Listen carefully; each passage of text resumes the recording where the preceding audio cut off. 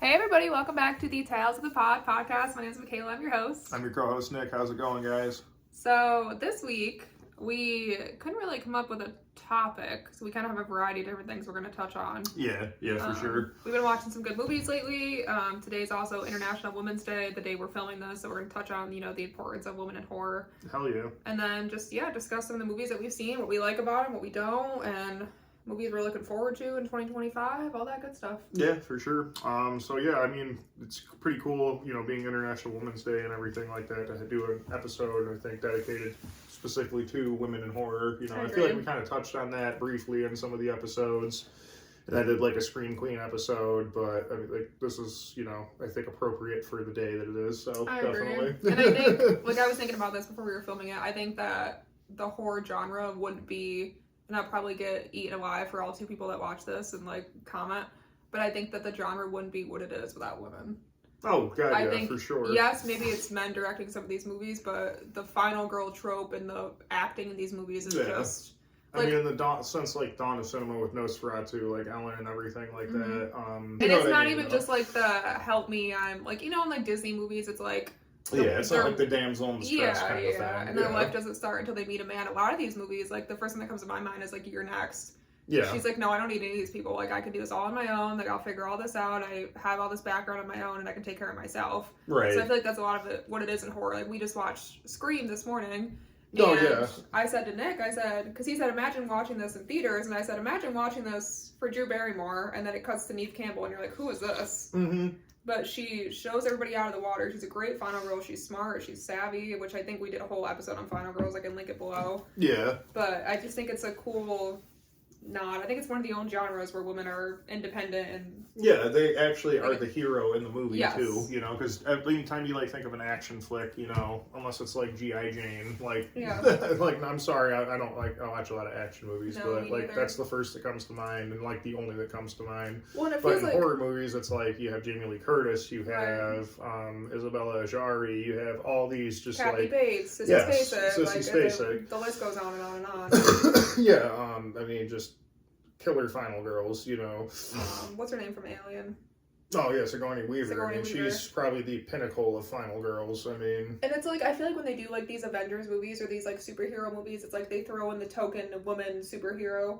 Yeah. But horror, it's the whole thing. It's oh, of course the main person is gonna be a woman. They're gonna do all of these things. Course. Very rarely I can only think of a few movies where it's a set of men doing something, Right. No. Yeah. The only thing I think of is when I think of horror and it's just all men is the thing. You can't imagine how how good that turned out for. I know, right? If a woman, they probably all would still be alive, right? I was thinking of The Ritual when they're all in the woods and it's all men. That's the only all men movie. That was I think meant to be like that though. I feel if you introduced a woman to it would have been a completely different story. Yeah. You know what I mean? I feel that had to be because it was a boys trip to get over the loss of a friend. Yes, it was. It's just that's the first one that came to my mind is predominantly male casted, which I'm sure there's a ton that we're missing, but that's the first one that came to my mind. I think Yeah, and let me look at Cabin in the Woods. That's another great example. Even though it's a super corny movie, yes, but it's very, very strong female lead. She's the one that basically.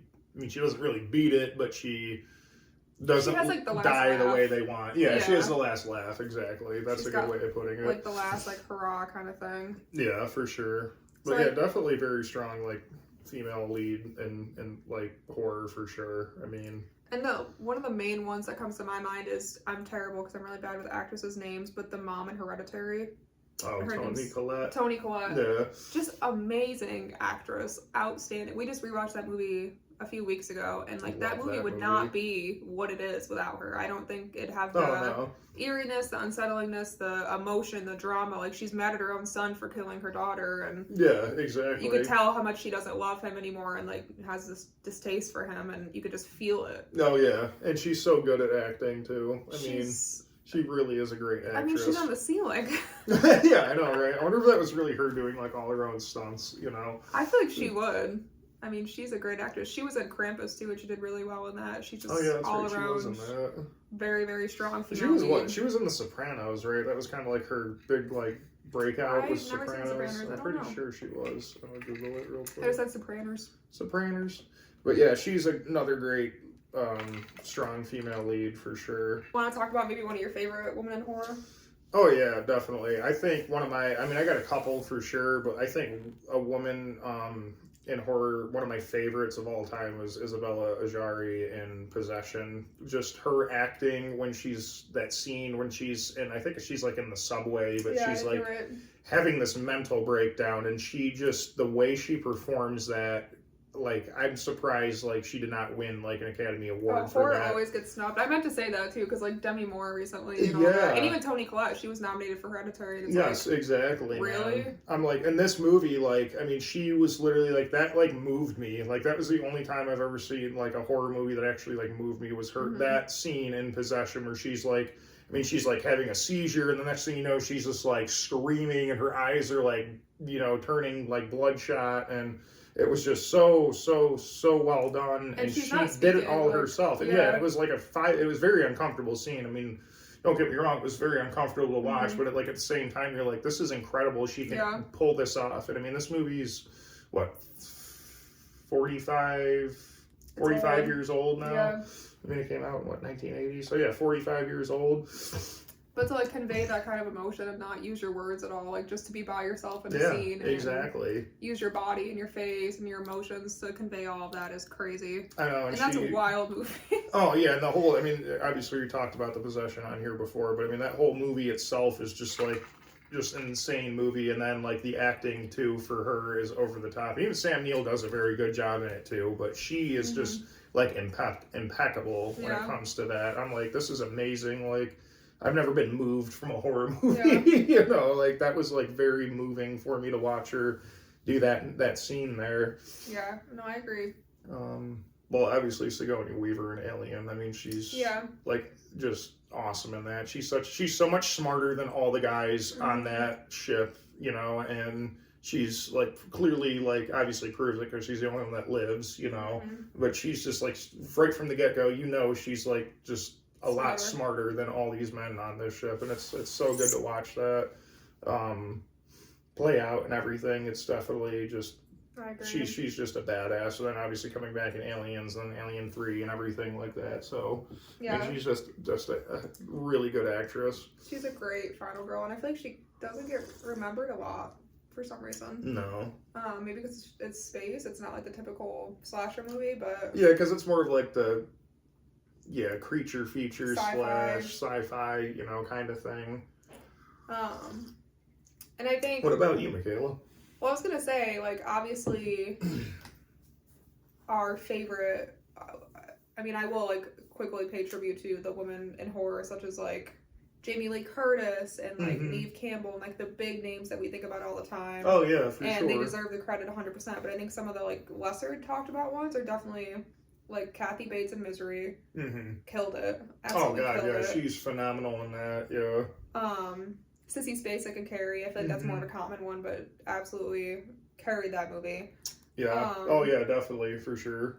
Reagan in The Exorcist for being a child. I know, that's, for sure. Center of that movie is insane. And then, like, Shelley Duvall in The Shining. Oh my god. I mean, she's just, that movie wouldn't have existed without her. Like, she made that movie, in my opinion. Shelley. That makes me so sad. She had a terrible ending of life, but... I know, R.I.P. I mean, she was definitely such a great actress, too. Yeah, that's a tough one. I mean, like, Jack Nicholson, like, you could argue he made the movie, blah, blah, blah, but I mean, it wouldn't have been the same if she was not in that movie at all. And I think anybody could, I mean, I don't know, shoot me for this, but I think anybody can play a psychopath. Yeah, exactly. It's hard to sit there and play such an emotional, abused, disgruntled wife who's trying to protect her child, and that one scene that they just shoot on the stairs like over 100 times. Yeah. She's crying and being like, please don't hurt me, and all he has to do is swing his axe. And I mean, no hate to Jack Nicholson, I think he did great, he's a great actor, but I mean, she deserves a lot of No, I definitely agree. That's what I'm saying. Like, I'm trying to think of 80s actresses at the time. So, like, if you would have put, like Michelle Pfeiffer in her instead of Kathy Duvall, it would not have been the same at all. It would have been probably a flop. Like, just the way she acts in that movie is so real, and, you know, just there's so much feeling to it. I mean, one of my favorite, which I think I touched on this in our Final Girl episode, but obviously one of my favorite Final Girls is Nancy from Nightmare on Elm Street, because I always admired how smart she was, and she's like, I'm not going to run away from this guy, I'm going to take him out of my dream and fight him in my world, not like the scary little girl.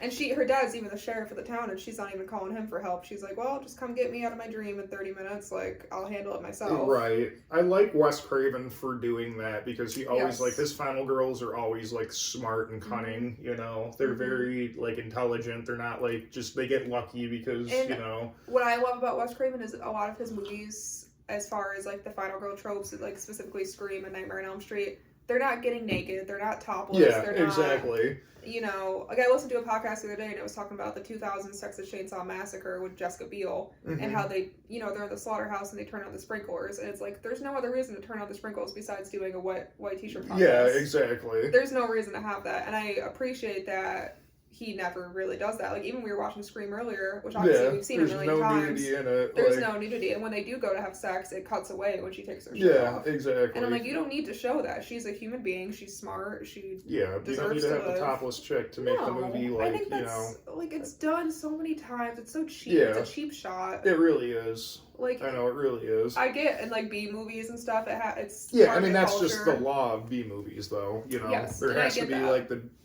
you know, bombshell topless girl running around. And I get that, and it's like, it's a horror trope, and it'll never be gone away, but I do definitely give props to Wes Craven for respecting those actresses enough to be like, your acting is good enough that you don't need to get naked. Right, exactly. He understands that stuff, which, R.I.P. Wes. I know. This episode's just making me sad between him and Shelley Duvall. I know, seriously. We lost too many good people. Also, like, as far as some of the newer ones, like Florence Pugh. Oh my god, yeah. She's huge. Like, she killed it in Midsommar. Yeah, and then in Don't Worry Darling, she did it again. Yes, she did really, really well. And then, like, I don't know if it was her breakout role, but Malevolent. Yeah. Or Malevolence, I think it was. Malevolence. Yeah. She was awesome in that, too. Like, just very...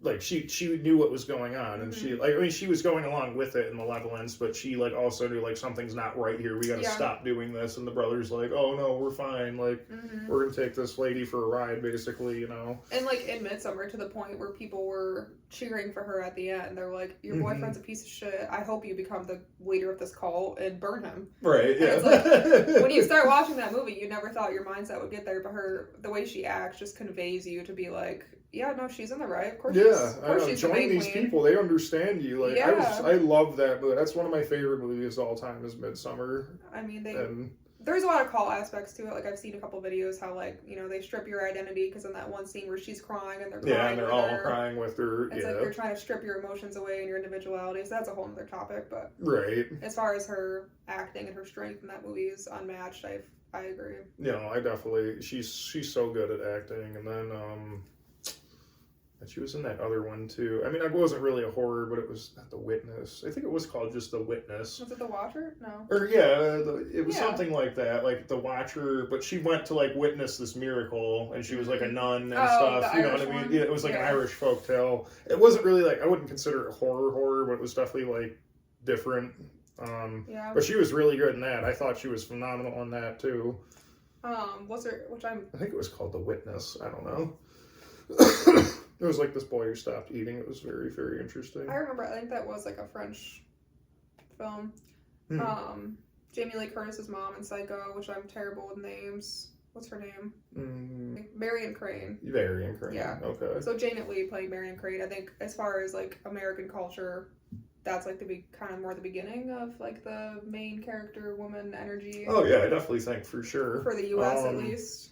Yeah, I think so for the U.S. And then, I mean, I don't know, but you had movies like, well, that came after, I guess, yeah. So, yeah, I guess that meant the beginning of it, because I was going to say The Birds, because that was Tippi, I forget her last name. Tippi Hedren. She was the main role in that, and again, that's another great female lead right there, because she knew what was going on, and Rod Taylor's like, oh, no, don't be silly, like, have a cigarette and drink some, the total 60s. Then I also... trope of stuff happening. I was going to bring up Rosemary's Baby with Mia Farrow, which, I mean, you could argue in that movie that she didn't know what was going on, but I think her taking that role in a time period where women's rights were under attack is just such a big deal, because the whole idea of the movie is just like, you know, you're pregnant, like sit down, shut up, stay home, like, yeah, you know, it's like, I think it touches on like abortion, postpartum depression, like all these things that women struggle with on their own. Right, exactly. And they're just gaslit to feel like they're crazy, and they're seeing things and nothing's wrong with them. So I think for her to take that role was huge. And then like come out, well, like in the movie, I'm saying like come out and be like, no, this is actually like fighting for it, not like falling prey to it. Yeah, like victim to it. Yeah, exactly, or like believing it, you know. Yes, no, I agree. That. I mean, they try really hard to get her to, but she's just like, no, this is something's going on. I'm getting to the bottom of it. Like, I think that definitely was like the breakout role right there with that movie of like an empowered woman, you know, because like in Psycho, she wasn't really empowered. You know, Janet Leigh. I think she was an icon. No, for sure, definitely an icon. But I think that, like, Rosemary's Baby was where you got, like, the strong female lead, you know. I guess you could argue that, well, no, that would have been out before. Rosemary's Baby still would have been out before. I was going to say, oh my God, what the hell's the name of it? Wes Craven. Last House on the Left, like with her coming back and then her parents taking over, and like, you know, this is what's going to happen now. But that came out after. It came out like 4 years after that. That's another good strong female lead though. And then, I mean, we can't forget I Spit on Your Grave. That's the pinnacle of a badass woman in a female role right there. Yeah, my only beef with that movie is I think the abuse scenes go on entirely too long. No, yeah, I definitely agree with you. But I mean, that's like the ultimate, like, I mean, the name was Day of the Woman. That was the alternate title. Yeah, and there's a lot of better movies. I don't mean better. I guess, in my opinion, better movies that show women getting revenge on men, but they don't have to show as intense abuse scenes or as like. Yeah, no, I definitely agree. They went on way too long. Yeah, like you can imply, like I've seen some where they imply abuse and then the woman, you know, tortures them to death, and I'm like, yeah, slay. Right. I don't think you need the whole like hour segment of it. No, but I think it definitely helped build, because you feel like you want to see the revenge and how bad it was for her. You want to see the same thing happen to them. And that wasn't Wes Craven. I forget the guy that did. I think it was a woman that actually directed that, the original one. I feel like that's the only like appropriate way to make a movie like that, is a woman did it. Yeah, I'm pretty sure a woman, the original one, she was the director on that. Because I just saw a statistic today, because you know all this stuff's going around because it's International Women's Day. It said 1 out of 5 women will be sexually assaulted before they reach the age of 18. That's so fucked up. So it's like, I think the only way to make a movie like that would be for a woman to do it and kind of take the power back and show, in some sense, like, hey, this is what's going to happen to you. I gotta give them props. I mean, that was like I was like rooting the whole entire time, like, kill them in the most effed up way possible. Yeah. You know, and she did too. I mean, that was definitely an iconic woman in horror for sure. Yeah. Fun fact, that was Demi Moore on the cover, right? Yeah, she was like 17. Yeah. Yeah, I did. I knew that. I don't know if you told me that or I saw that somewhere else. Yeah, I think that I don't know exactly how true it is. I never really looked into it, but yeah, the title, or I guess not title, but it would have been like the movie poster. It was the girl with like the knife behind her back and everything. Yeah, she was like half naked. Yeah, that was Demi Moore when she was like 17, 18. And then of course there's like older ones, like I'm seeing a lot of like The Bride of Frankenstein. Yeah, the original for sure. Morticia Addams, Wednesday Addams, Winona Ryder, and really every role. Yeah, she's just great too. I mean, she's another horror queen.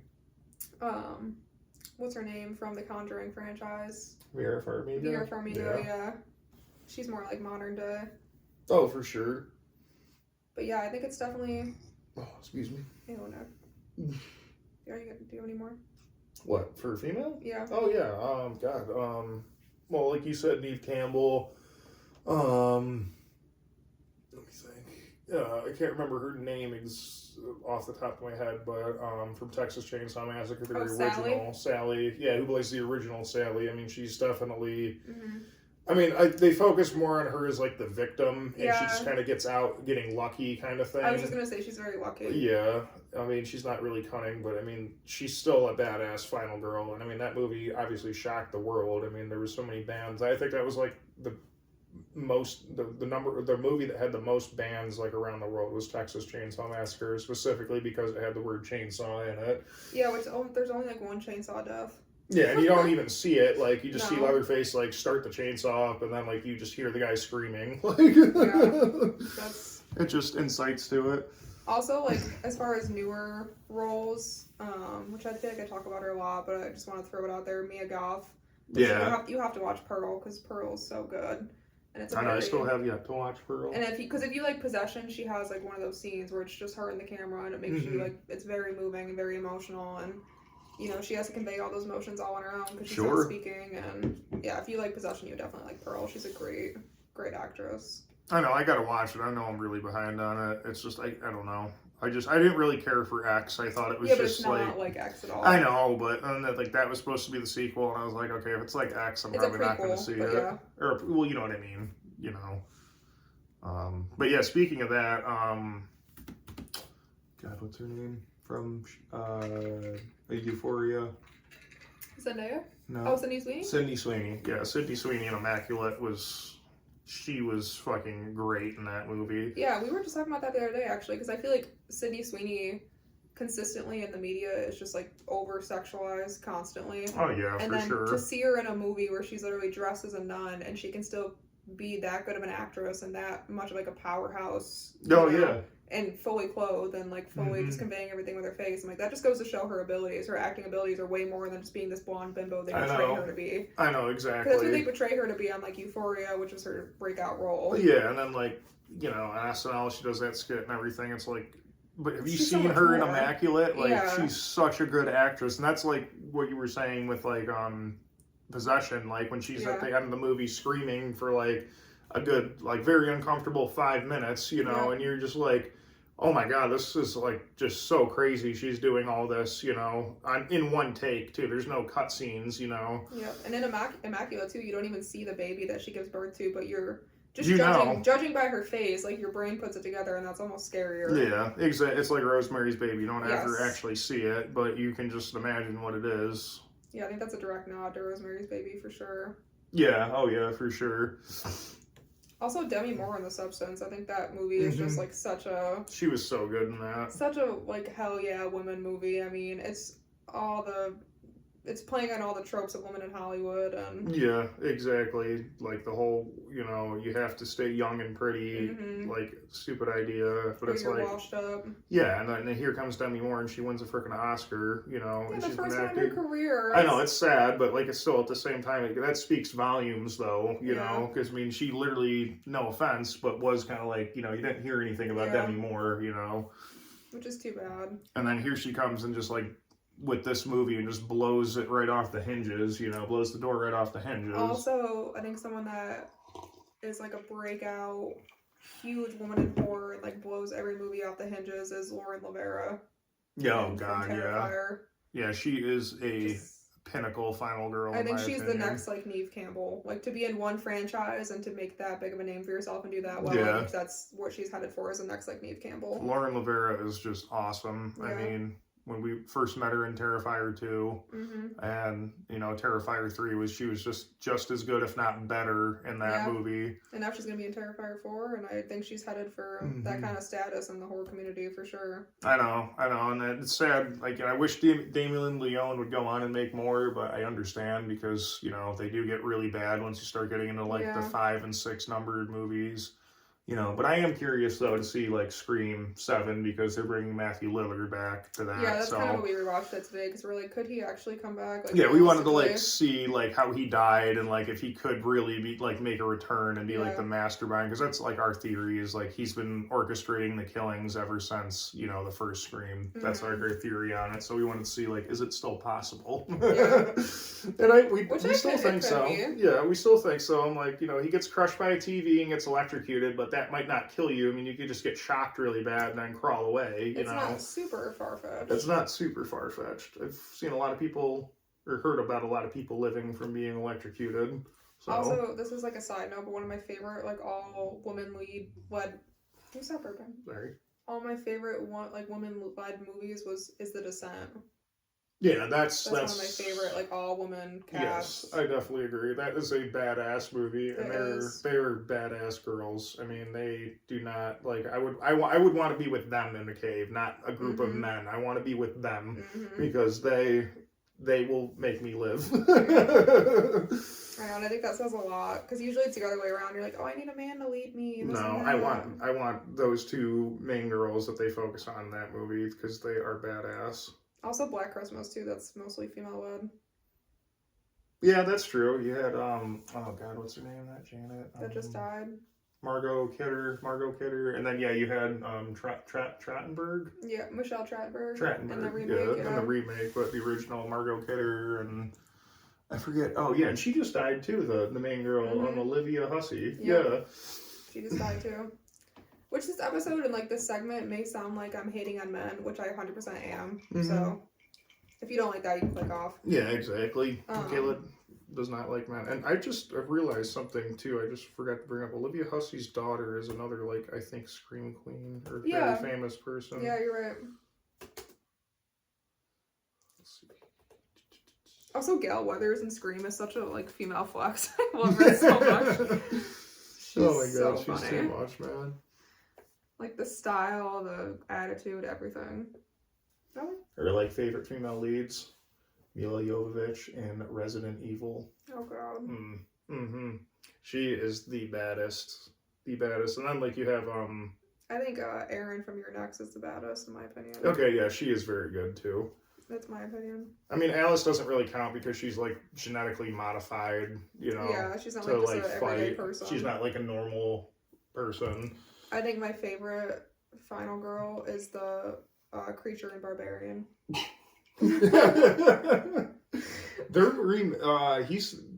He's remaking a movie. I forget the name of it. The director. I just saw it the other day, and I was gonna send it to you, but I forgot to. He's redoing a movie. Oh my god! And it was like, oh, this is gonna be really good. He's doing it. I love Barbarian, and it is a woman that's been just trapped in that basement. I know. Yeah, that's very sad. Oh, you know who else I love is Amanda from Saw. Oh yeah, she's badass too. I love her. Kate Beckinsale's character in Underworld, I forget her name, but she's another badass. She's the werewolf queen or lycanthrope queen. I can't pronounce the girl's name, but the main girl in Audition. Yeah. Oh yeah. I can't pronounce her name. She's more of the villain though. She's queen behavior. I don't know. Like, she's more the villain. I'm still here for it. You could say that like about Mademoiselle in Martyrs. Like, oh, I love her. About Tony Collette, too. Like, you're the villain. I mean, yeah, that's true. Tony Collette was the villain. I mean, say about Kathy Bates. Unknowingly. Say about Carrie. Yeah, that's true. I mean, unknowingly. Well, yeah, but Carrie, you feel bad for her. I guess you could feel bad for her, Which also, Kathy Bates killed it in Misery, I think. Another movie where it's just taking place pretty much in one room and she carries the whole movie. For sure. Oh, you know who else I fucking love and only been in one horror movie but did phenomenal was Keke Palmer in Nope. Yeah, I loved her in Nope, man. Amazing. I'm like, this girl was so good. Amazing casting. Couldn't have casted that role better. I just love how like her energy in the movie, because he's like doom and gloom, and then she's just like the life to like his doom and gloom. Like, it's very yin and yang. She did. That's perfect casting right there. Yeah, that was a good movie. I really liked Nope. I know, me too. And another one, it's kind of going to segue us into what we're going to talk about in the next half of this episode is, I forget her name, but Thatcher from Companion. Sophie Thatcher, yes.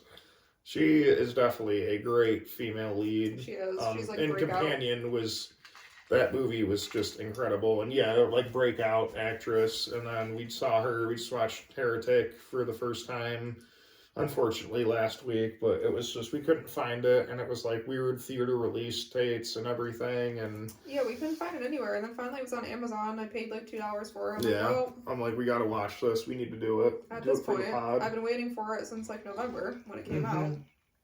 I know, and man, what a great, so we kind of did like last week, because we got our legal remote back, and so we kind of just binged like some horror movies that were out now and ones that, you know, we kind of missed from in 2024. But we did Presence, Companion, Heretic, and what was the other one? We did one Blink. We watched Blink twice. Well, we did watch that. No, we watched, there was like the only three that we were kind of focusing on. We watched The Tragedy Girls, which is new on Shudder. We watched Heretic, Companion, or Presence. I thought those were the three. Blink Twice, one more Tragedy Girls, or whatever on Shudder. Yeah, that might have just been it. Maybe I was just working it up to more than what I would say we watched a lot. Yeah, but yeah, so. Oh, and that weird one with the rabbit breastfeeding. Yeah, but that came out in like 2022. Just Shudder just put it on. We should probably elaborate since I just said that. What's the name of it? Starbaker. We just watched that last night actually, and it was actually very good. It's got Morfydd Pike, I think, or Morfydd Pick. I don't know how to say her name, but she's in the Rings of Power series on Netflix, the J.R.R. Tolkien adaptation. She's having a rabbit breastfeed on her. But that's all I know. Very like disturbing folk horror movie, and you know, if you guys have been listening to this, you know I'm really into folk horror, and yeah, at the end of the movie, like this rabbit that's supposed to be like the incarnation of their dead son / this deity ends up like coming into her house. She falls in love with the rabbit, and like the rabbit's breastfeeding on her at the end of the movie. Michaela thought that was just the wildest thing. Yeah. What do you mean? Because you're like, the way you're like, oh my god, Nick, and I'm like, Michaela, we've seen a lot worse in movies. We've seen so much worse in movies, and you're thinking that's like the craziest thing. We 100% have seen worse as far as human beings. When it comes to animals, I'm like, like I don't want to see it. I don't like anything to go. No. Okay, yeah. Human on human violence, whatever. I don't like anything with animals. I guess, yeah, sure. I don't know. I guess you just have that. You can break that. I don't. That barrier is like just flows between me, I guess. No, I don't like anything. That. Also, the rabbit's just like so obviously a stuffed doll in this movie. Yeah, it's not like a real. Well, yeah, I mean, you can't do that with a real rabbit in film. Like,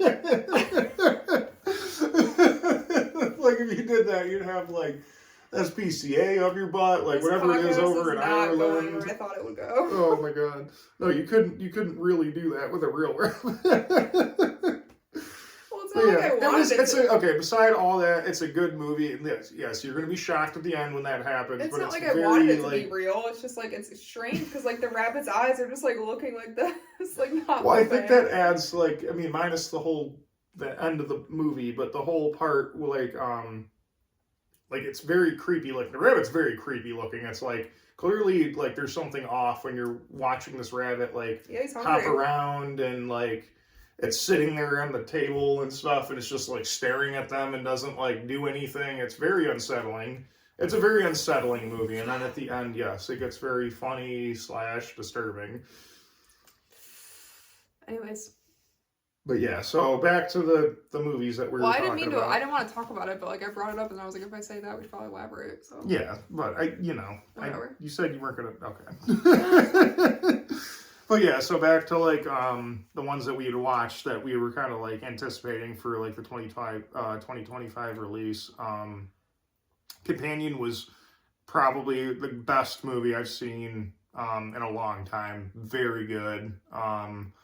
Heretic, I mean it's I guess for the 2025 year, Heretic was by far a lot better than Companion, but we can't really talk about it in the sense of like a new release because it came out in 2024. But Companion, definitely, that's, I think, going to be up for, like, maybe some sort of award this year. I don't know. Horror always gets snubbed. And actually, the people that made this were the creators of Barbarian. Oh, really? Yeah. It says from the creators of Barbarian. Huh. No shit. Yeah, still very, very good. Sophie Thatcher was just impeccable as her role, and like the whole time you're watching it, we're not going to do spoilers, I guess, but we can do a spoiler alert.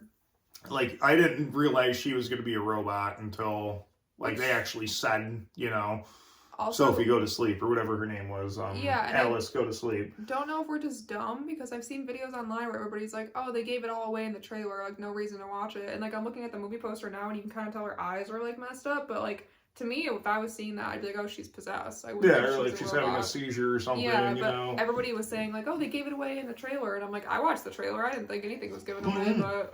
And an even bigger plot twist, Patrick was a fucking robot. Yeah. Yeah, I'm like, I had no idea Patrick was going to be a robot. Which, that actor, he's having a big year in horror, too. He was just in Smile, too. Yeah, and then he was in... He was in You. You, yep. And then he's having a big... He was in something else, too, I think we just watched. He's having a big year as well. But yeah, no, so Companion, definitely, I mean, all the reviews it's getting and like the Rotten Tomatoes score is definitely worth it. And Jack Quaid's in it, and he's another breakout. I mean, he was in Scream. What was the other one we just saw him in? The Tragedy Girls. I mean, that was a movie that came out a while ago, but still very, very iconic. And he's a very good actor. I really like him. He looks just like his dad, which makes it kind of funny to watch, if you like Dennis Quaid at all. You like Nepo babies? Nepo babies, yeah, exactly. But yeah, very, very good movie. Very impressed with it. Everything I hoped it would be, honestly. It's very like futuristic, scientific kind of movie, like based on all the things we have now. Like we have the cars that are voice censored, and we can have life-size robots nowadays. Yeah. So it is like I feel like more movies are going to go towards that since it's going to be starting to become the reality.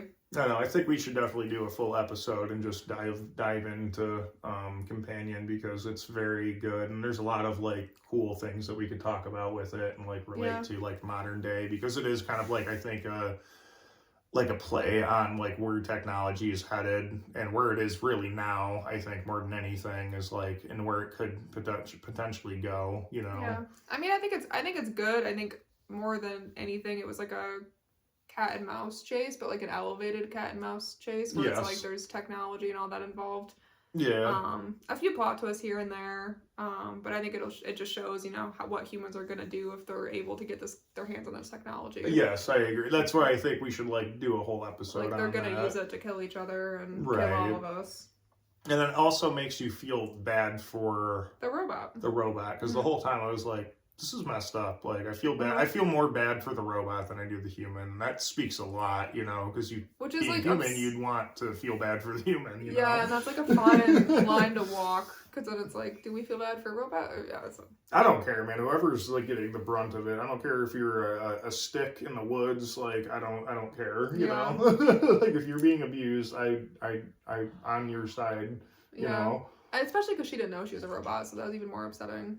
I know, the whole time you're like thinking like, oh, you don't even know until probably a good 30 minutes into the movie, and it's like now you feel bad for her because she has no idea. Right. But we'll get into that in a whole other episode. But yeah, you can take it away with Heretic if you'd like. Yay. So Heretic was definitely a movie that I think we were both anticipating since we saw the trailer back in like over the summer. Mm-hmm.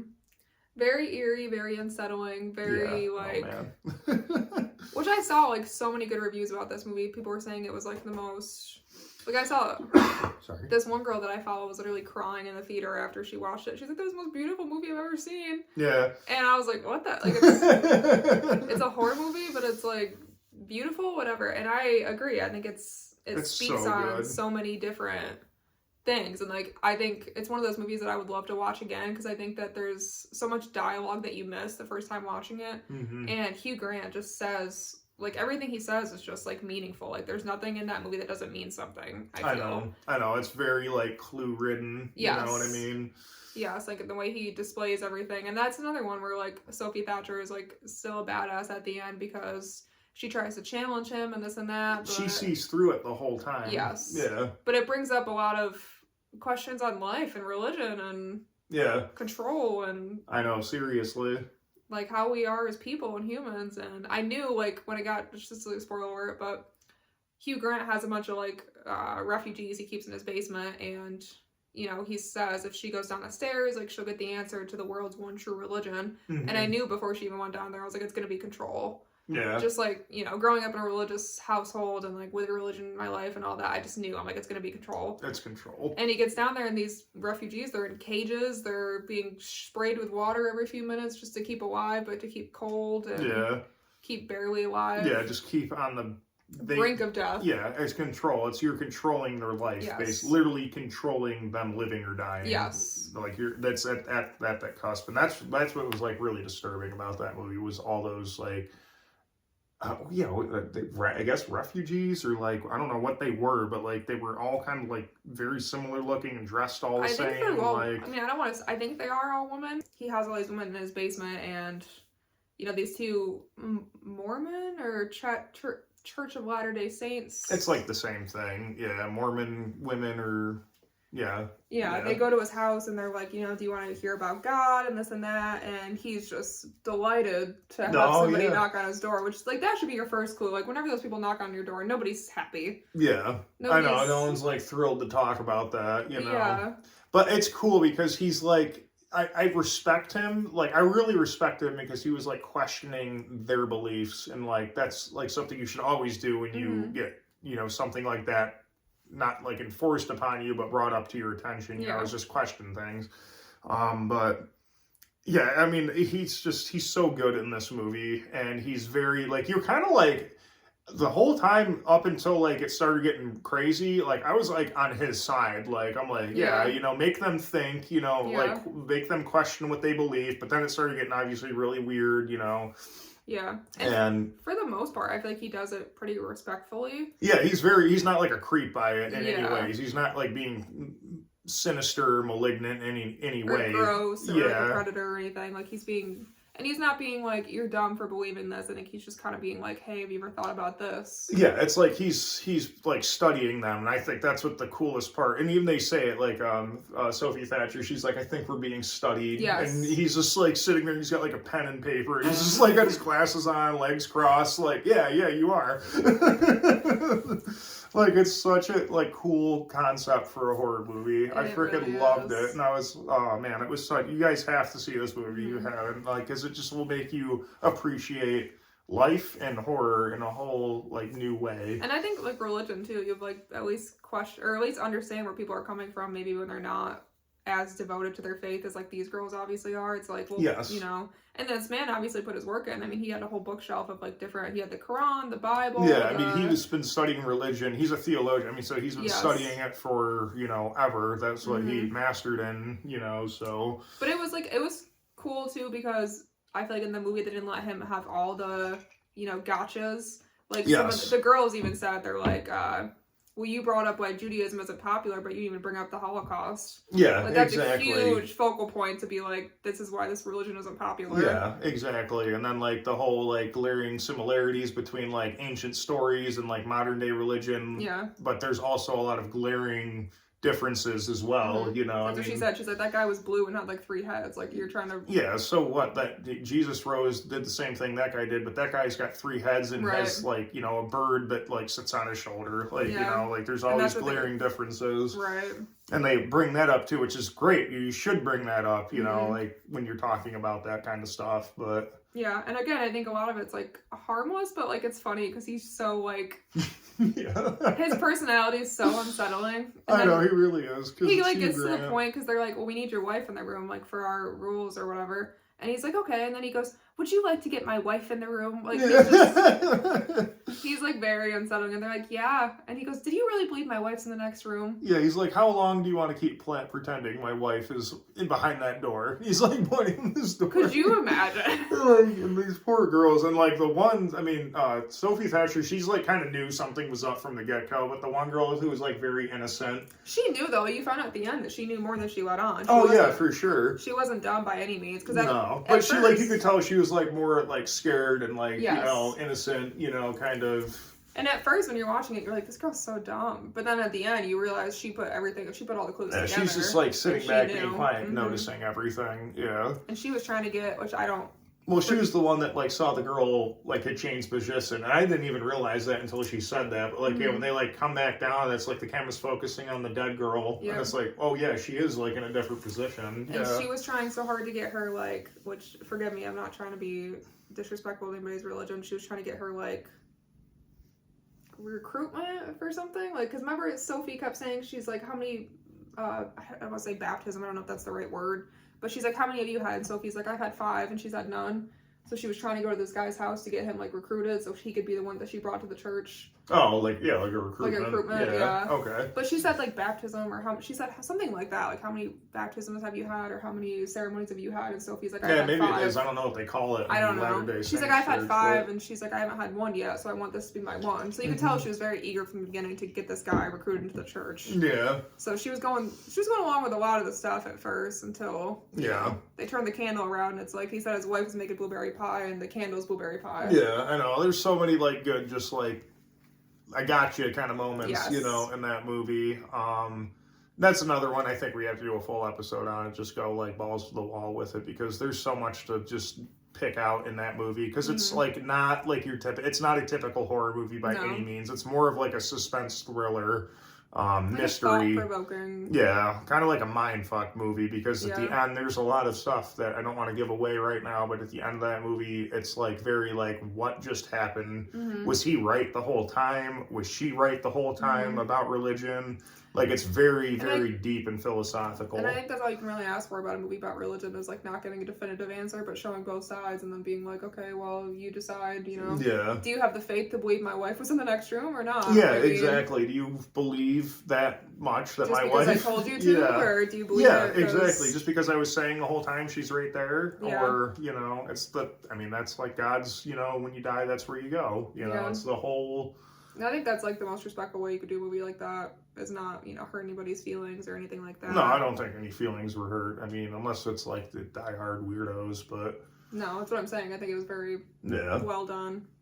And that brings us to our final one that we've seen, I guess. I mean, we could talk about more, but the big ones that came out this year, well, the other one that came out this year that's kind of was highly anticipated was Presence. I really like that movie a lot. It's got Lucy Liu, who's the bad girl in Kill Bill. Yeah, she was like the bad girl. And it's cool because the way it's shot is you're the point of view of the ghost or the presence in this house. And it's very plot twisty and suspense building. And it's very well done. And the end kind of like it all kind of makes it you kind of understand it. Like the whole time it was her dead son who hadn't died yet is the presence because like, you know, in the afterlife, there's no such thing as time. So the presence has always kind of been there basically. Very good, very unique. What do you think of it? I've seen a lot of people talk about this movie and everybody, when they first watched it, they hated it because they didn't know, which I understand. I feel like I caught on pretty quickly, like the name Presence and then the camera being like point of view shot. It's the ghost. Yeah. And I feel like a lot of people watch this movie not knowing that from what I've seen online. Sure. As people didn't know that it was filmed in the point of view of the ghost. So I think once you know that, you gain a little bit more of appreciation for it. I think it was good, but I don't think it was a horror movie by any means. I don't think think it was horror? Oh, no, really? I don't think it was unsettling. I don't think it was scary. I don't think it was thrilling. I don't think it was... I think if anything, it was maybe more like a drama. Like, I don't think it was... Yeah, I could see that. I mean, it wasn't like... I don't know, it was kind of unsettling, though. Like, especially, like... I mean, it wasn't really the ghost doing it, but, like, when, like, that...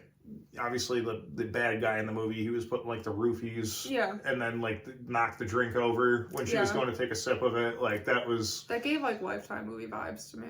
Yeah, I don't know. I thought it was a pretty good horror movie. I mean, which is fine. You can like a movie and I can't. I mean, that's totally fine. I'm sure there's other people out there that liked it. I didn't hate it. Like I would watch it again. Right. No, I don't. I mean, it's not gonna like everyone's gonna like it. I thought it was really good, and I thought it was just like a different take on like horror. I mean, I think it's horror. I mean, it's not horror in the sense of like, you know, spooky ghosts, like, you know, tormenting a family or, you know, a rapist or a murderer. Well, I think that's what I was expecting. Is like, I think you could do more with that idea. Like, it's filmed first person in the point of the ghost, so like, let's make the ghost malevolent or spooky or do something a little more eerie. I feel like if you do it malevolent, though, it's like, yeah, I could just turn on The Conjuring and watch the same thing happen. You know? But The Conjuring, you see the creature, you see Bathsheba, or you see the nun, or you see Annabelle. Yeah, that's true. You know, I don't know. You see the villain. Like, I think it's like Rosemary's Baby's ass, because if you build, you know, you can't see it, but you look at the actor's face and they're so horrified that you can only imagine what it looks like. True. Something like that. I don't know. I don't hate it. I mean, watch it. Leave it up to your own interpretation. You know, horror subjective. Yeah, no, I hear you. I don't know. I like it, like, just because the whole, it's just different, you know? Yeah. Just, like, it's not, like, filmed in, like, your traditional ghost movie way. You know what I mean? I love unique horror movies, so I don't hate that at all, and I think everybody should give it a shot. Just me, personally, I was like, Yeah, I think he did a really good job, especially the ending. It's kind of like, it all makes sense at the end, like, where she's like, my boy, and she starts crying. It's like, oh my God, like, okay, so it was him the whole entire time. Yeah, then it is thought-provoking, because then you're like, well, if that was me, and I had to haunt my own house, like, how sad to watch my whole life go by. Exactly, and you're trying to stop something bad from happening, so you could live because you're in an alternate timeline, but you can't really do anything about it, because you can't get into that reality, you know? You can do small things, but you can't just, like... much as you can. Pull them off of, exactly. You're just doing as much as you physically can in that different, universe or whatever. Which is, yeah. It was cool. I definitely give it a unique. watch. I mean, I think it's probably gonna do bad because you're gonna have a bunch of millennials bash it, but it's gonna be cool. Aren't you? Or Gen Z, whatever the fuck they're called. Be like, oh no, there was no blood and gore. That was, it's very. No, good. Companion didn't have blood and gore. It has 91% of Rotten Tomatoes. And I want to see what President's got. I bet you they'll have a good one. I would think they'll have a good score. Minus people being mad because they don't understand it. Oh, I can't spell presents. I have a master's degree, I promise. She does. 88%. Yeah, see, it's a good. It's worth it. You just gotta just not be mad at the end of it if you. Oh, the audience ratings are 2 out of 5. But I do think, like I said, I think a lot of that from what I've seen online is people don't understand that it's the point of view of the ghost, and I don't know how they could have made that more apparent, but maybe if they had. Without a disclaimer at the end or at the beginning of the movie, you were watching this as the point of view of a ghost. Because I've seen numerous people on TikTok be like, I rewatched this after knowing that, and it's so much better. Yeah, but it's not common knowledge, so I don't know how they could have made that more. Better. I feel like you pick up on it right in the beginning because it's hiding in the girl's closet. We didn't, or we did, but a lot of people didn't. So yeah, it's like hiding in the sister's closet, and the whole time it's kind of vicariously living through her in a way, because it's watching what she does and interacting with what she does. Well, I almost thought it was her friend because they were talking about how her friend overdosed. Yeah, and that's what I thought at first, and then it's no, then the medium came in and was no, it's about something that's gonna happen. It's not it's not a presence of somebody that's dead already. Yeah, which is eerie. And then that kind of confuses you even more, and that's well, what the hell do you mean? Yeah, it's one of those you get it all at the end. You put the picture together, and then you're like, oh, okay. Yeah, it's definitely a killer movie, though, and I definitely think everybody should watch this. It's a very highly anticipated one, and I definitely see why. Which another movie we watched, which isn't very scary, I'd say it's more thriller, but we watched Blink twice. Yes, we did watch that. With it's got a star-studded cast. I mean, Christian Slater, Gina Davis is in it. It's starring Channing Tatum. Yeah, there's somebody else too. Oh, Kyle MacLachlan from Twin Peaks, he's in it too, which is awesome as hell. The kid from The Sixth Sense is in it. Oh yeah, Haley Joel Osment. Yes, he's in it as well. He's in it too. So it's got a star-studded cast. What's his name? Rex, the guy from Scary Movie 3, George. Oh. Rex something. I forget his name. He's the comedian dude in Scary Movie 3. He's hilarious. I know him, but I don't know him. That was a good one. I'd say if you're not into scary movies, you like more thrillers or just more almost like a murder mystery, trying to figure out what happens at the end, like a mind bender. Yeah, it's like a thriller. Yeah, thriller movie. That was a really good one. I really liked that. Because the whole time it's kind of something's up the whole movie, but you're not really sure, and then it just full force throws you into what's going on, and you're like, oh, I was not expecting that at all. I thought it was gonna be maybe, I don't know, human trafficking or maybe organs, movie Teresa, but no, it's something more fucked up than that. And it's spoiler alert, at the end they're drugging these women and abusing them and all that, and they bring them to this island, and then they erase their memory so they don't know what's happening every night. Yeah. But we're so jaded from horror movies. My first thought is they're going to this movie, they're gonna do it's a cult, they're doing human sacrifice, they're gonna That's what I kind of was anticipating. They were getting this weird, it was gonna be this Bohemian Grove thing, because it's these elite billionaires that get together and hang out on this island, and I'm thinking, oh, Bohemian Grove, it's gonna be a Bohemian Grove movie. They're getting these women ready to do this massive ceremony, Wicker Man style, Midsummer style. It's gonna be something like that, where they sacrifice them to some unforeseen gods or something. Yes. We're so jaded from horror movies. I'm that's totally what's gonna happen. And then I got to it, and not to sound terrible, but I'm it's almost anticlimactic at that point. I know, seriously. And I was kind of even when I was watching, because he's explaining why he was doing it, and I'm okay, it makes sense, but that's not the way you do that. If you're trying to make something, you know what I mean? How he was saying, I'm trying to better humanity by making people forget their traumas. I'm okay, yeah, I can see why that would be beneficial, but that's not the way you do it. Is by traumatizing them over and over and over again until they for your own forget personal it. Gain. Yeah, and you're doing it out of just this fun of it. You know, like you're not doing it in like a good way. I'm like, okay, I understand that, but like that's definitely not the way you go about that. Yeah, it's cool. I mean, I do like him trying to justify it. I'm like, no, that makes no sense. Like, and I get what you're trying to do, but that's not how you do it. I do enjoy movies like that. I wouldn't classify it as horror, but I do enjoy movies like that where it's like you're watching it and you see all these clues and you're like, how's this gonna add up at the end? Yeah. And then it kind of replays, like when she finds the lipstick in the drawer and she realizes, oh, this is hers from exactly. a previous day, and she kind of puts it away. The red rabbit. Yeah. She puts the lipstick away and she's like, oh, well, you're not here anymore, so I don't need you. Yeah. And like thinks she's all like winning or whatever. Mm-hmm. So that kind of, I like that. Like when you watch them again, you pick up on different clues. I like movies like that. Yeah. And maybe it's scary to some people. I don't know.